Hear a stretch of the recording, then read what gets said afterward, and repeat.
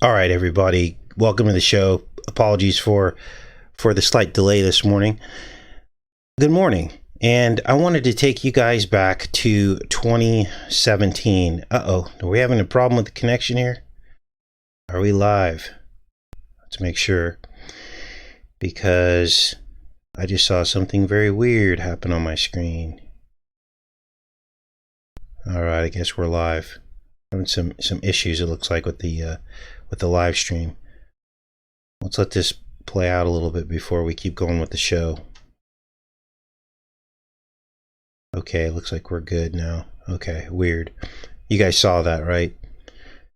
So I wanted to take you back to 2017 with these videos that we did on the Great American Pair of Eclipses. Now, one already occurred on August 21st, 2017, and the other has yet to occur.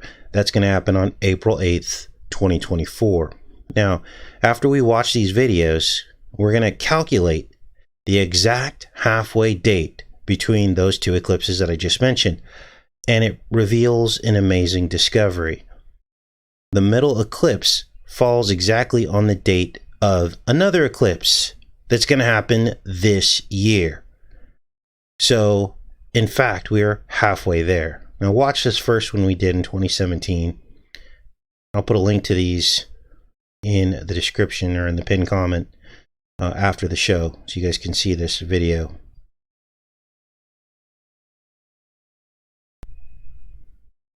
It's 6 minutes long.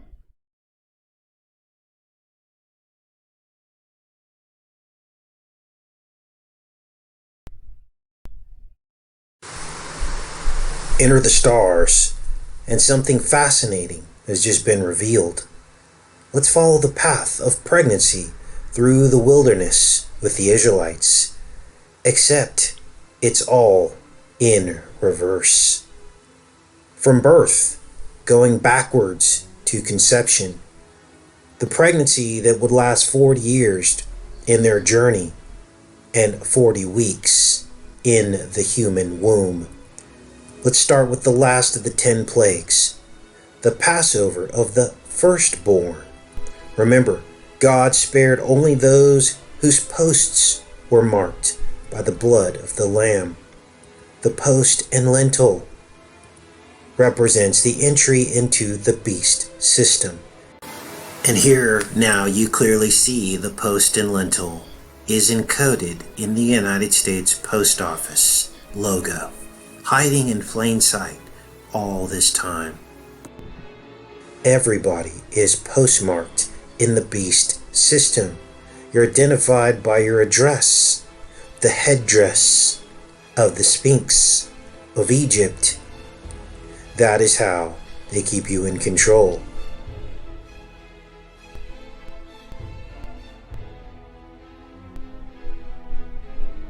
But the good version of that is being marked by the blood of the Lamb.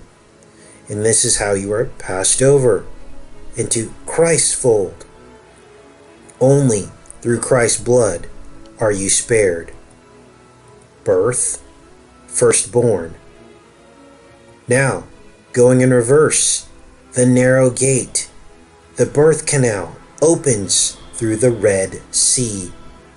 Of course, this is when the Red Sea was parted and the Exodus happened, the birth.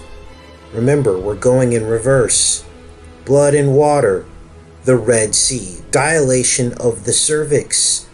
Before that, the water broke, the Red Sea split. And we see clearly that the Nile Delta is shaped like the woman's birth canal, exactly where it should be. We are all born into bondage, born into Egypt. Going back even further, we see the desert of sin.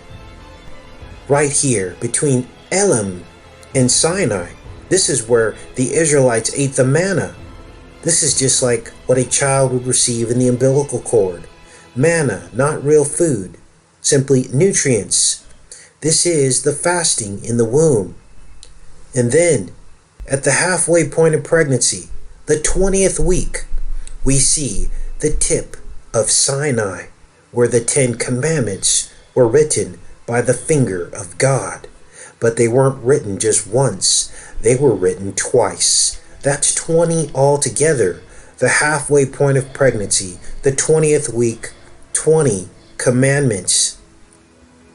Going back further at Gilbroth, we see the quail here.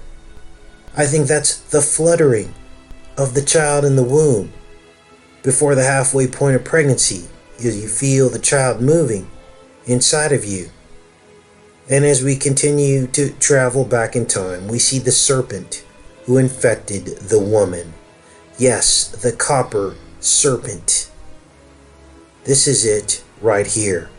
On the pole, God made Moses erect this as punishment for the Israelites' murmurings and longing to be back in Egypt, back in bondage.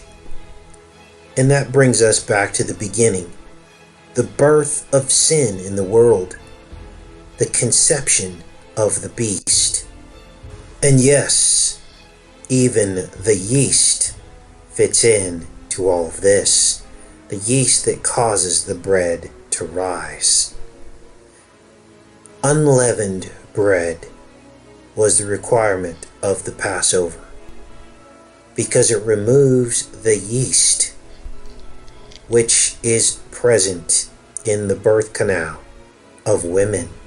It's called a yeast infection.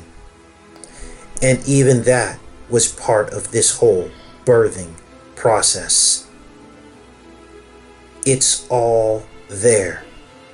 And now you know why yeast is taken out of the bread, because that is the sin that entered the world. But there's one more thing nobody else saw in the history of the Bible in the spiritual realm. And that is that when you look at the pregnant stomach of the woman in the Sinai Peninsula, this is the womb.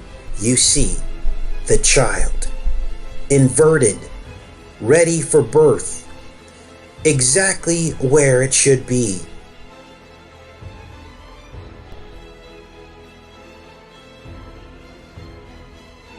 Here you see the head of the child, the arm coming out, the eye, the face, the child curled around here in the womb, ready for birth, through the birth canal, through the Red Sea, the parting of the Red Sea, exactly where it should be.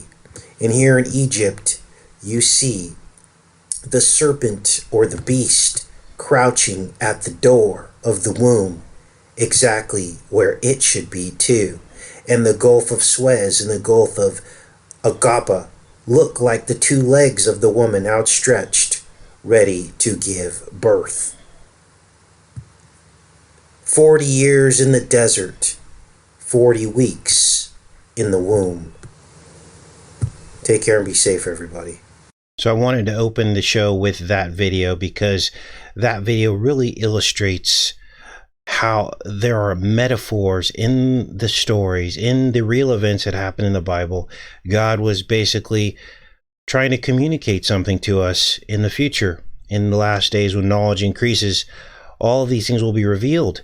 And this is why it was so important for the ancient biblical patriarchs to follow God's instructions, because they were playing out something that would help us in the end times to understand how all of this fits together.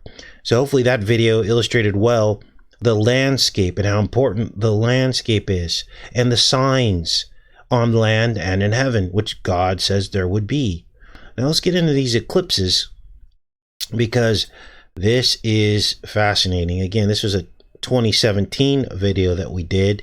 Let's take a look at this one. This one's about 8 minutes long. This is the Great American Eclipses that cross in Makanda, Illinois.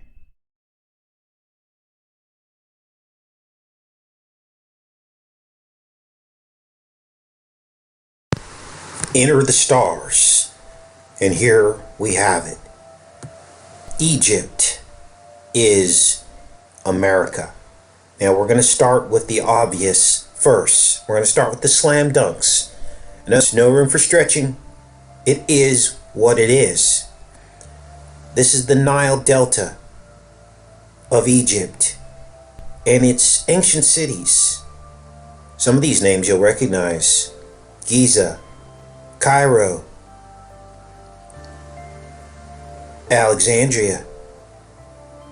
And as you look at this overlay, as I slowly bring it to life, you'll notice the Mississippi River becomes the Nile River.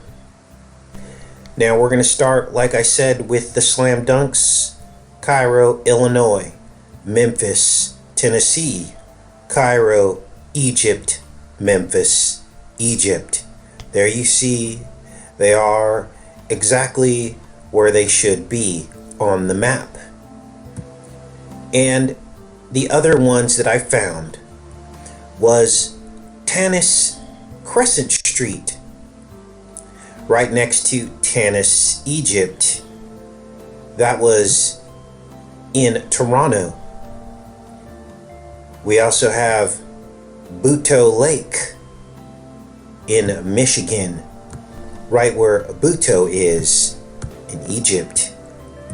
We also have Alexandria, Minnesota, very close to Alexandria, where St. Mark, the apostle, brought Christianity to Egypt. Now those are the obvious. Now let's look at the not so obvious. And this is what takes critical thinking, because we also have other overlays. As you begin to look at this, you see Mississippi becomes Maydom, Louisiana becomes Lehun, May, Miss, Le, Luz, and Heracropolis becomes Houston. Now, when we look in Texas, we see Dallas, and we see a little place in Dallas called Little Egypt, Texas. And I did some research on Little Egypt, Texas, and this is what I found. You see, the big joke is that none of us were ever free. We were just sold into a different kind of bondage: the dollar. Yes, the dollar. We've never been free in this country. Taxes have always plagued us, forcing us to live in grids, taking away farmers' rights to be self-sufficient and trade with one another without the beasts having their dirty, grubby little hands in the middle of it. This is Little Egypt, Texas, an African-American community in Texas founded after the Civil War. It was located within the Dallas city limits, north of Northwest Highway. Now I've mapped this out in Google Earth. It's 35 acres in size, and basically this town, they admit, was all about giving the freed slaves another place to go to. And they talk about the biblical story of the exodus of the Jews who were freed slaves from Egypt. So if they were freed slaves from Egypt, why would they put them in a town called Little Egypt? You see, since then, all the residents have basically sold out and went into other areas. There was no water supply in Little Egypt. They did build a church. And this is Little Egypt, Texas. 35 acres, right at the edge of Dallas, the north edge. Little Egypt, Texas.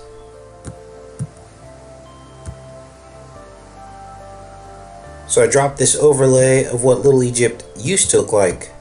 And here it is here. Some dirt roads, no plumbing. This is where the slaves lived.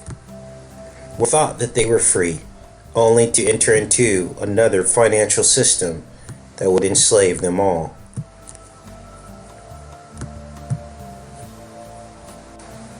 Now here is what else we know. This town here, Makanda, is where the eclipses of 2017 and 2024 will cross. Makanda was called the Star of Egypt. Now, we know that this area in southern Illinois is also called Little Egypt. Now I'm going to pause there because we just discovered that Makeda was the name of the Queen of Sheba, and that sounds a lot like Makanda. We saw crossing eclipses there in Yemen that seemed to mark the birth of Christ. We'll get into that later in the show. But I wanted to show you these videos because this basically shows you guys what we were already looking at with regards to these eclipses. Now, what you're going to notice too is that the Nile Delta flows in the opposite direction as the Mississippi River Valley, but yet the two are overlaid in one another. So what you have is an as above, so below, halfway around the world. Let's keep listening here. Fitting right in to this whole storyline. We also see over here the Red Sea, which seems to follow the coastline of the East Coast. You can't make this up. This is what's going on here, you guys. And it's simply unbelievable.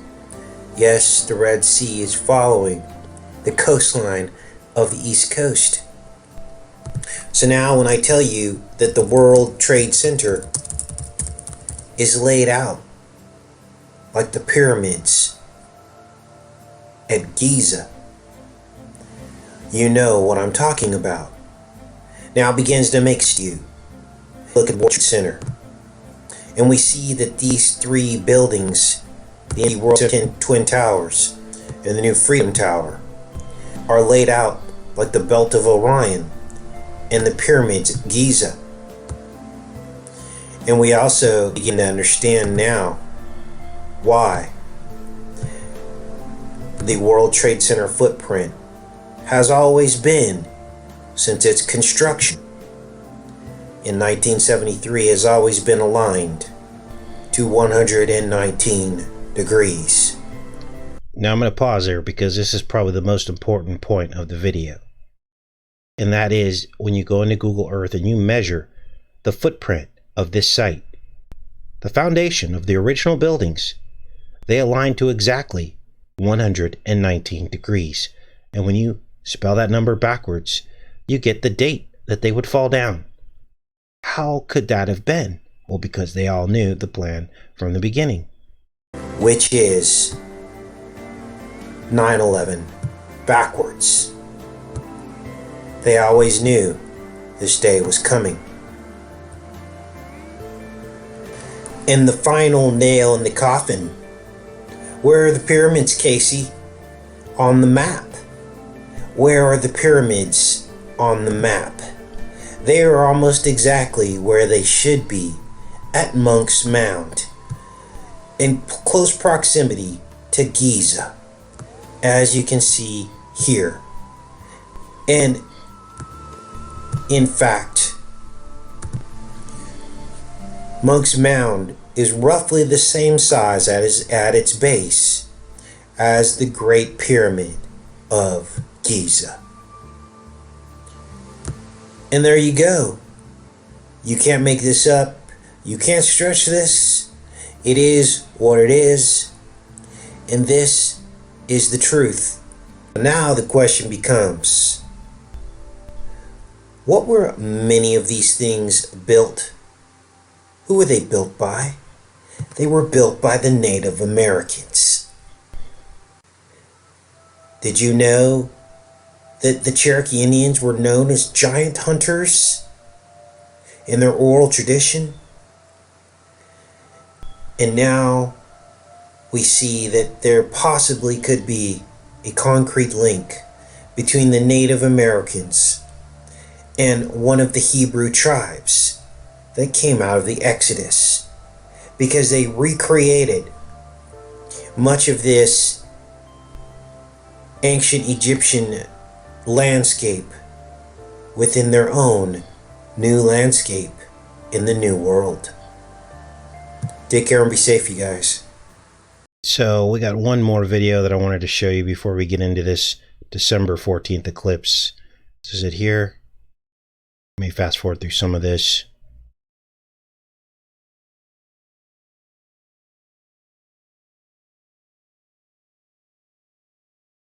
I believe this is 2017 again.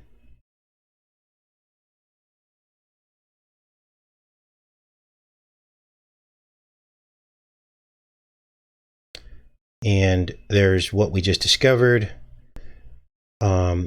Repeating. Now, some of this is, I think, muted out for some reason. Why isn't the sound coming up on this? Knights of the Golden Circle. Secret Society of the mid-19th century United States. Original objective was to annex a golden circle of territories in Mexico, Central America, and the Confederate States of America, and the Caribbean as slave states, to be led by Maximilian I of Mexico.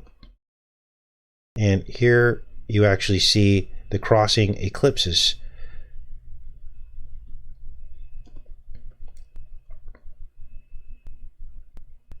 Yeah, they just straight up stole the sound from this video. Interesting.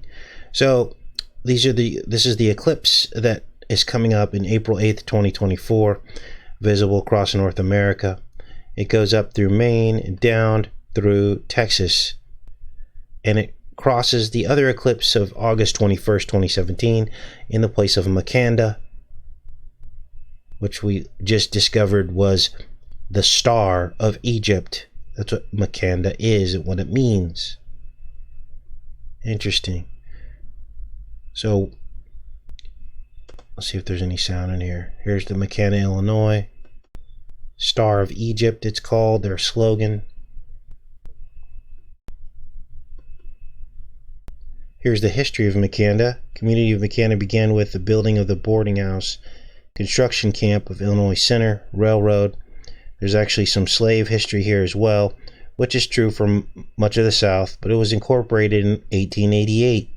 There's that number again, right? The name was changed to Makanda. Historians are not certain.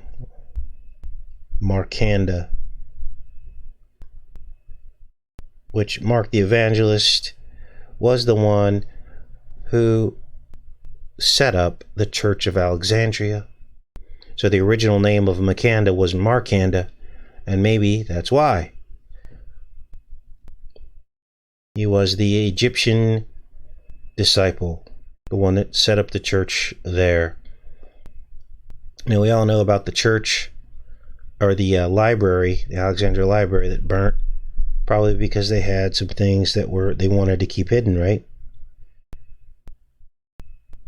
What is this?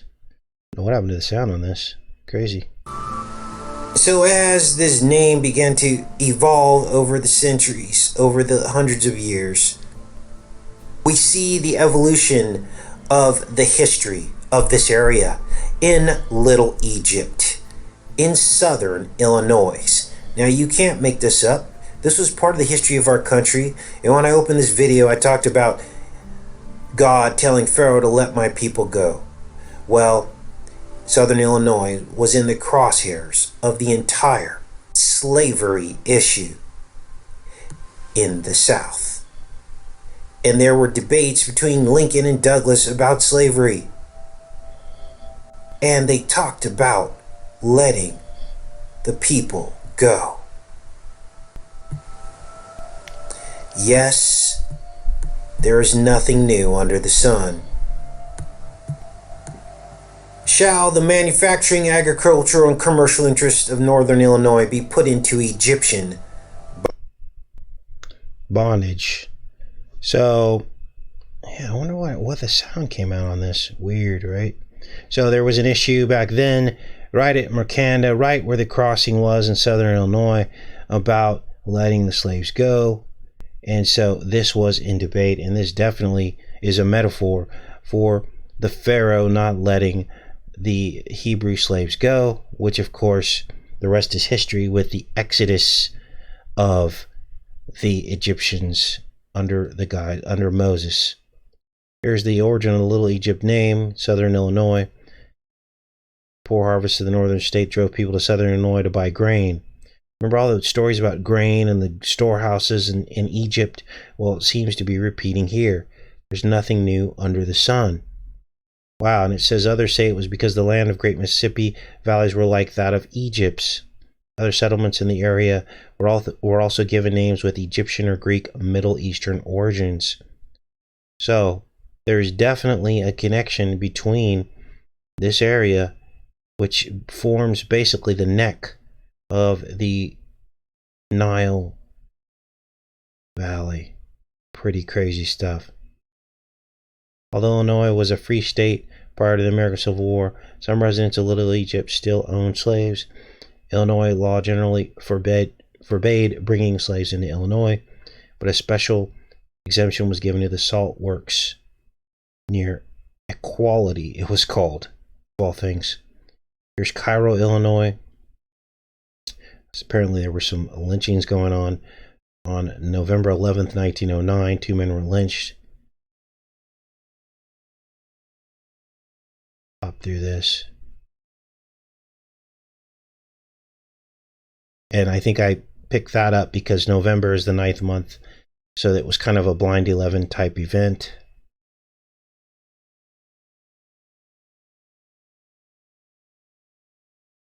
Southern Illinois had become the center of the Knights of the Golden Circle, a secret group devoted to supporting the Confederacy. See, all this is coming full circle. This is where these eclipses cross. And look what is front and center right now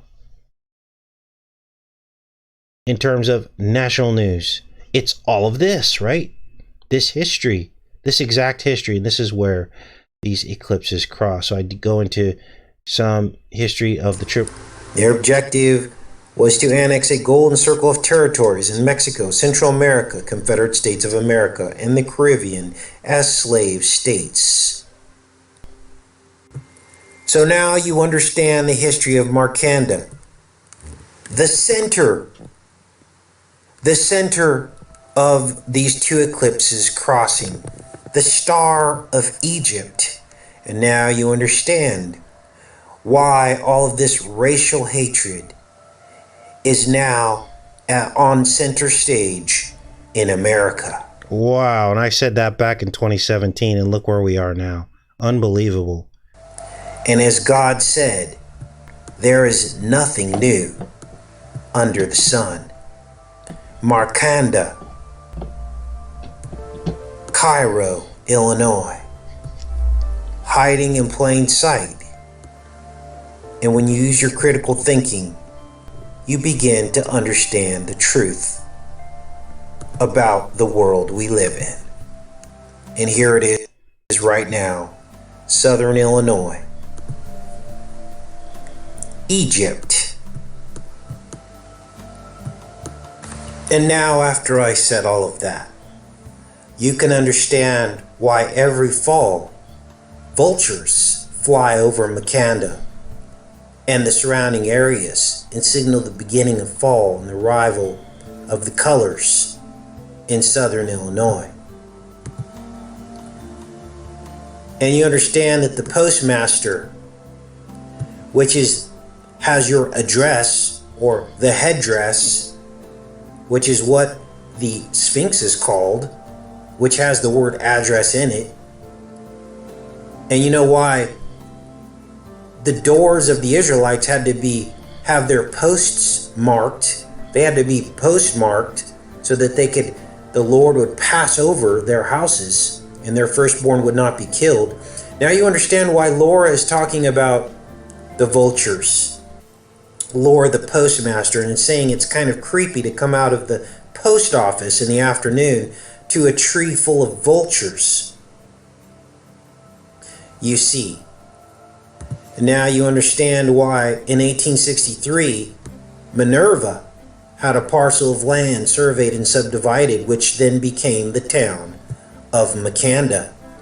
And you understand that Minerva is in fact the Greek Athena, who was based on the earlier Egyptian goddesses, Isis and Neith. All of this is connected, and it's real. And let this be a testament to the Holy Spirit. This is not something I discovered. This is something that God dropped in my lap. And now you see the truth. That what I've been saying all along, that America is Egypt. The World Trade Center laid out like the Belt of Orion, like the three pyramids, the Twin Towers forming two of the pyramids, and the new World Trade Freedom Tower forming the third pyramid. And now we see the truth that the Nile Delta, as you see here, superimposed on the Ohio and Mississippi rivers, shows us the Nile Delta. So obviously the rest is history. This discovery went viral. A lot of channels picked this up, but very few people realized that we had kind of broke this. Now, there have been other people that have said Egypt is America and have drawn some similarities between some of the cities and towns in Little Egypt, but no one had done the overlay map and showed the almost exact replica of these cities and almost their exact location. And again, I can't take credit for that. That was a gift of the Holy Spirit, because he wants you to know that you are in bondage. And look at where we are now. We've all been put in bondage, literally. House arrest, quarantine, forced marks. You see where all this is headed. So let's calculate the halfway date between the two eclipses that we just talked about. And here's the first one. This is August 21st, 2017. Here is the other one, April 8th, 2024. They cross in Makanda, Illinois, as we just discussed at length.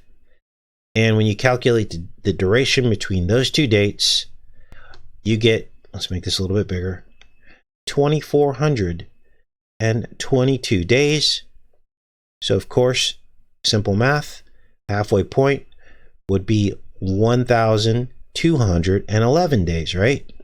So, that brings us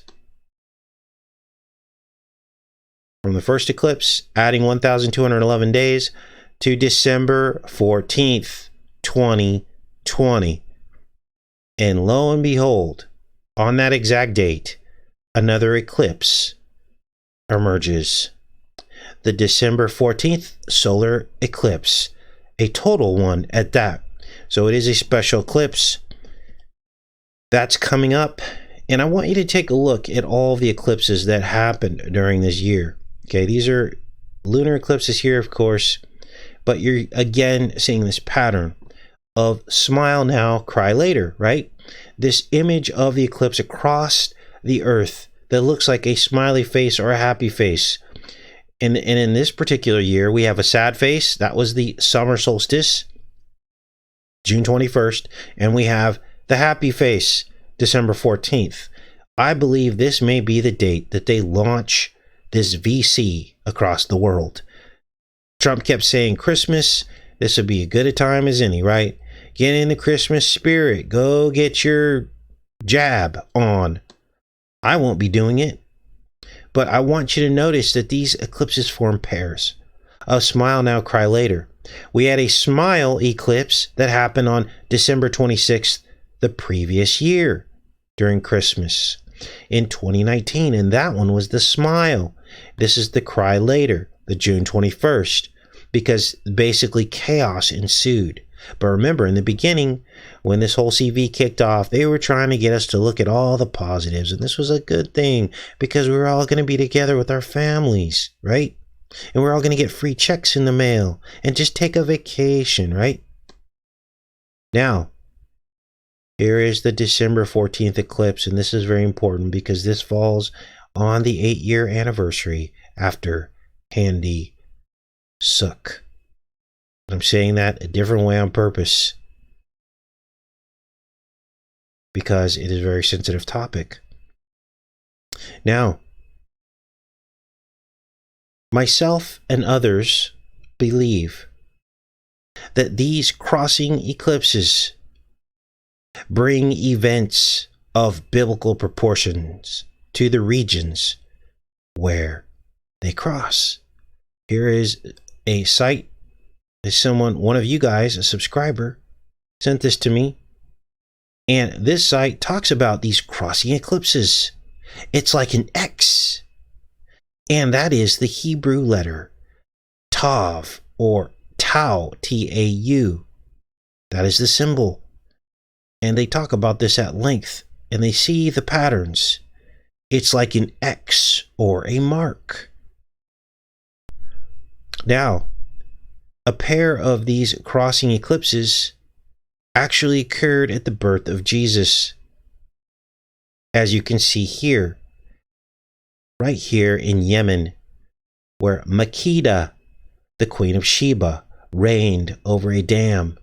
The dam broke several times, but these are the eclipses that Jesus witnessed during his life. They start in 6 BC, and I think the last one is in 24 AD. And as you can see, there were exactly 4 that he would have seen, 4 total eclipses. And as you can see, one seems to represent the cross, the crucifixion. One seems to represent the ascension after the crucifixion, and the other seems to represent breaking through the firmament, the narrow gate, back to heaven. Fascinating stuff. Now, this gives a whole new meaning to hot cross buns, after everything we just showed you. Now, these are eaten during Lent in parts of the world, and the spices in these cross buns, they're like Tav symbols. They're more like a Tav symbol than they are a crucifixion cross, which of course we know looks uneven. But this Tav is what seems to be on the top of these buns. And it says right here, the cross representing the crucifixion of Jesus and the spices inside, signifying the spices used to embalm him at his burial.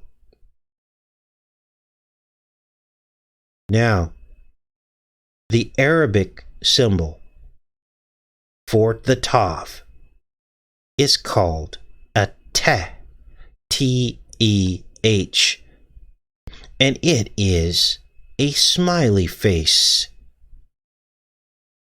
The letter is actually a verb that means died. And I believe that the letter was fashioned after the shape that the eclipses form when they cross in the map. We just talked about smile now. Cry, look at this. This is crazy. That's a smiley face. This one, same one, in a different form, is a sad face. See, it says Arabic letter Te. Look at this one. This one, they even put a nose on it. So these are different variations and forms of the Arabic letter Te, as you can see here. And we're going to get into that more in tomorrow's show. That's what tomorrow's show is going to be about. We're going to break down this Arabic letter because it actually appears as the 3rd letter and 22nd letter in 2 separate Arabic alphabets. 322, skull and crossbones. Are you guys starting to see what's going on here? There's much deeper meanings. This could explain this association that the U.S. has always had with Saudi Arabia. It could explain it. Why they're always friends.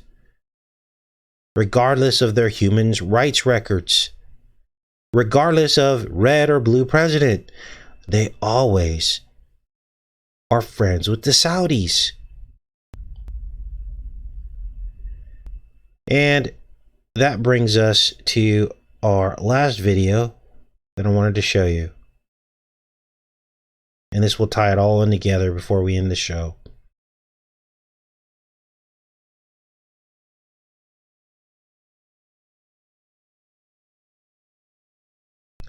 Well, this was 2018, which to me, this seals the deal.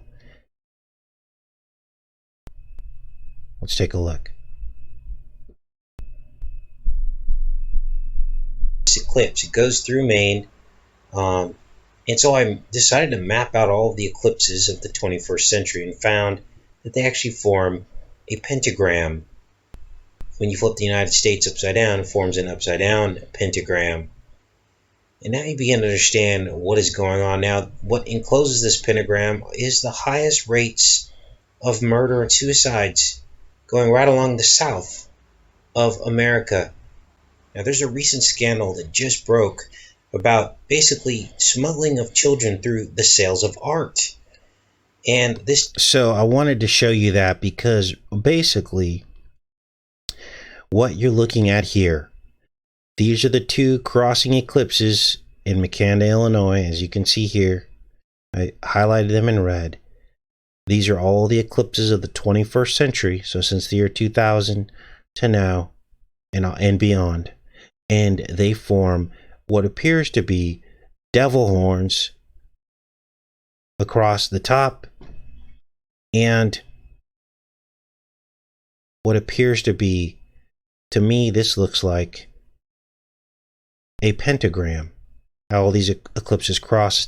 And now, and like I told you in that video, within that area is the highest rates of murder and suicide. Inside this star that's formed here by all these eclipses crossing each other. So, dark days ahead for those that are non-believers in America. But for those that are believers, we know that the end is near and we welcome it as long as you keep the faith. That's what I wanted to show you guys today. We'll be back on here bright and early tomorrow. I'll link everything that I can in the pinned comment. I think we have time to answer a few questions. Thanks to everybody that showed up. Let this catch up.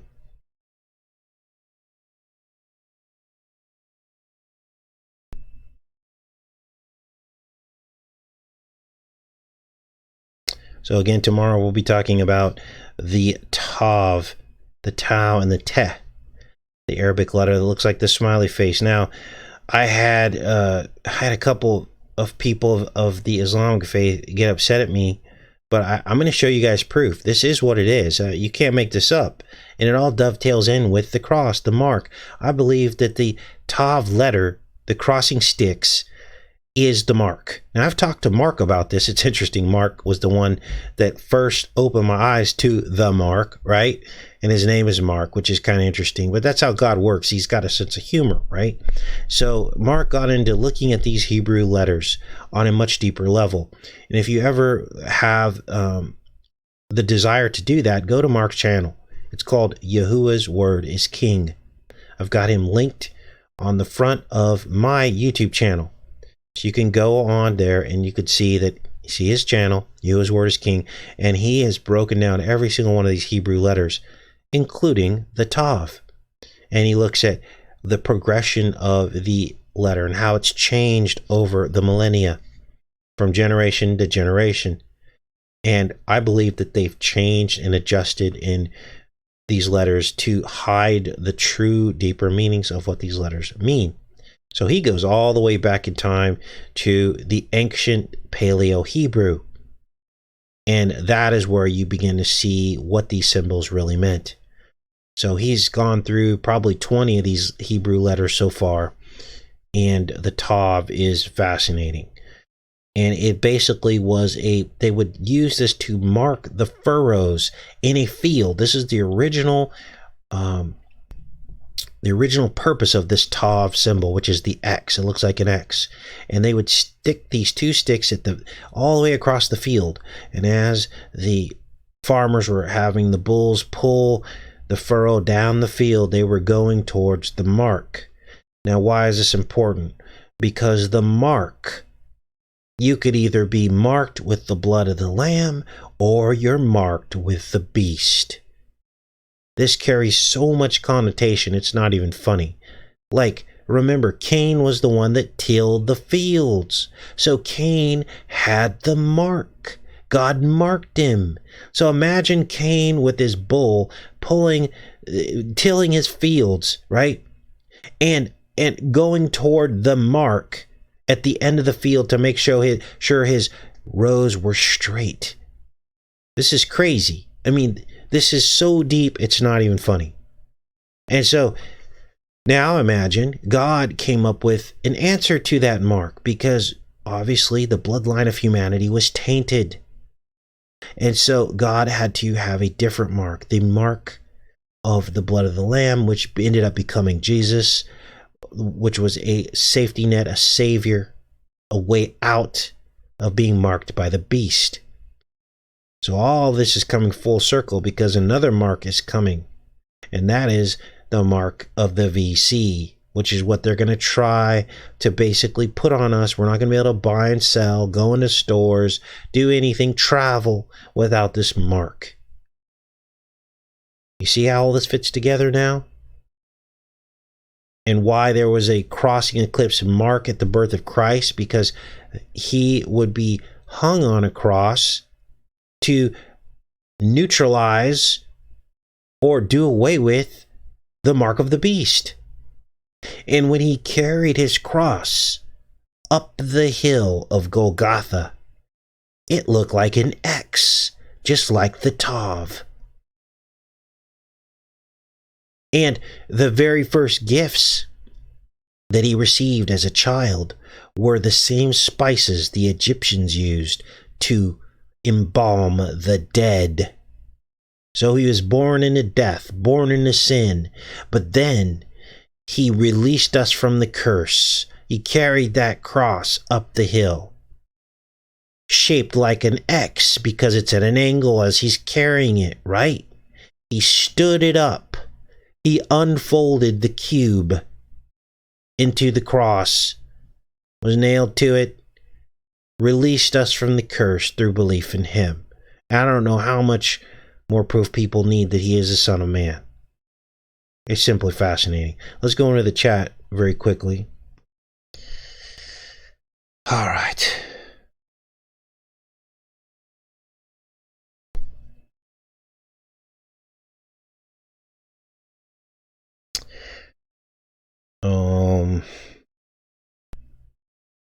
Yes, it gets deeper and deeper. Absolutely. Fill my head. My head's full of this stuff.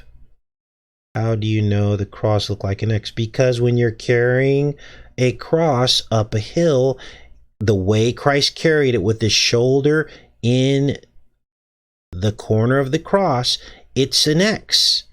You got to think symbolically with all this stuff. And that is the Tav. It's the mark. He put it upright. You really, on this channel, you really got to think outside the box, because all of these things come to life, all of the symbolism, and it's fascinating, it's amazing, but it's been hidden from you because our Christian experience, we've seen through the lens of controlled Christianity, big box Christianity. They don't want you thinking like this. They want to control. This is why the same old stories are told over and over again with no new information, because it's control.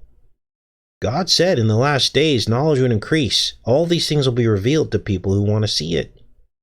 To people that try, who actually care. It's not being revealed to the church, the big box church, because they're under the beast already. They're already being controlled by the government. Why would God reveal these secrets to them when they've got 501c3, and now Trump just opened it up so he can pour campaign money into churches now? They just brought the money right back in the temple. God's not going to reveal things to them.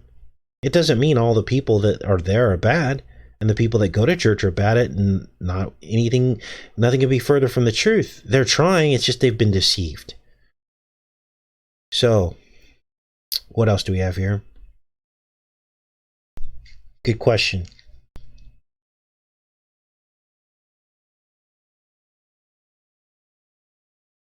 All right. Come out of her, my people, Babylon the Great.